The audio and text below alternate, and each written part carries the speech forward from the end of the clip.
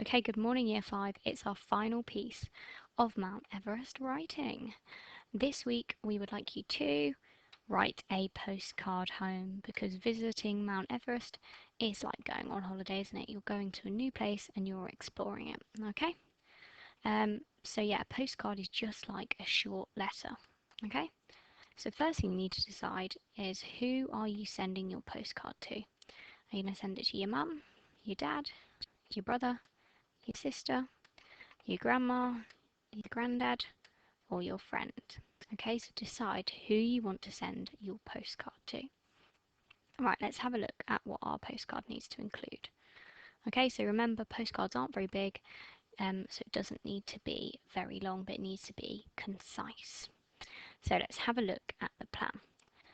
So this isn't split up into paragraphs, it's just split up into things that you need to include. It would probably only be one paragraph, two maximum, okay, but my postcard is only one paragraph.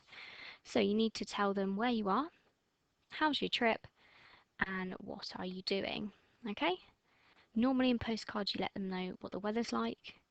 So obviously in our case it's not going to be 30 degrees, is it? Unfortunately, we've not gone on holiday to a hot country, we've gone to Mount Everest, so it's going to be pretty cold.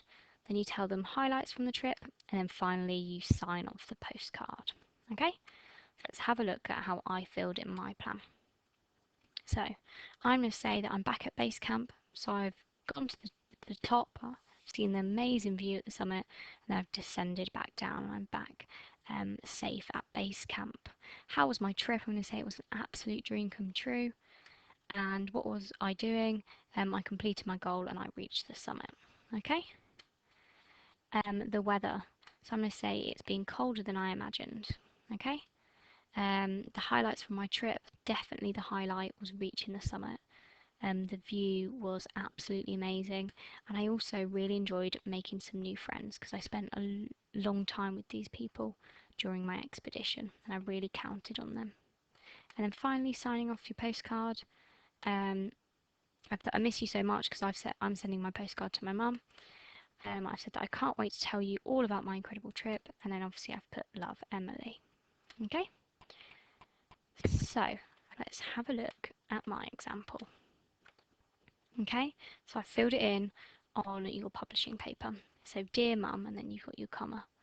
Wow, what an adventure I'm having. This holiday is a dream come true. I know you were worried about me trying to climb the tallest mountain in the world, but I did it.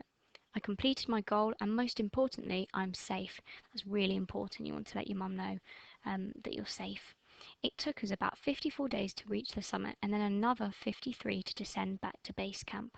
I know you won't be surprised when I tell you that my journey was a lot harder than I imagined, and at times I was close to giving up. Even though I was colder than I had ever been and found the lack of oxygen exhausting, I managed to persevere. The view from the top was simply gorgeous. It took my breath away and is something I will remember for the rest of my life. I still cannot believe that I, a young girl from Wakefield, managed to reach the summit of Everest.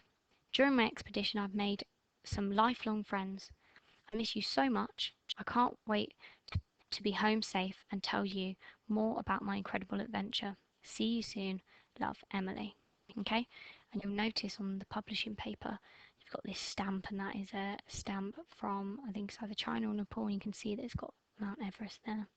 Okay, so let's have a look at things that you could do to make it successful.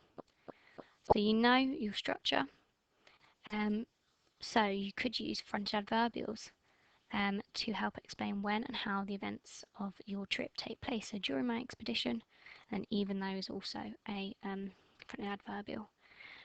Obviously, you need to make sure you're writing in first person because it's you writing the postcard. That one's really obvious, isn't it? I will remember um, this for the rest of my life. Colloquial, chatty style. So you're talking to your mum, or you might be talking to a friend. Okay, so it can be informal. So I miss you so much. I know you won't be surprised when I tell you. Powerful descriptions, adjectives to explain your trip. Hopefully you're not going to say that your trip was rubbish because it wasn't. Okay, so I put the word that it was glorious. And then finally, because I like to add a challenge, your challenge this week is to use parenthesis. And parenthesis is when you add extra information. And you add it, punctuating it by brackets, dashes, or commas. So for mine, I put it's like a side note. If I go back here, I still cannot believe that I, a young girl from Wakefield, managed to reach the summit. Okay, so that's the extra information that you could take out of the sentence and it will still make sense. Okay, so that's your challenge this week. So let's have a look at what I've given you. So here's my example for you to read. A plan if you want to use it, success criteria, and then your publishing paper. Okay, so final Mount Everest writing task, end it with a bang. Okay, you guys can do it. You've been doing so well this term, and yeah, we're so close to the end. I can't believe it. But yeah, keep up the super work.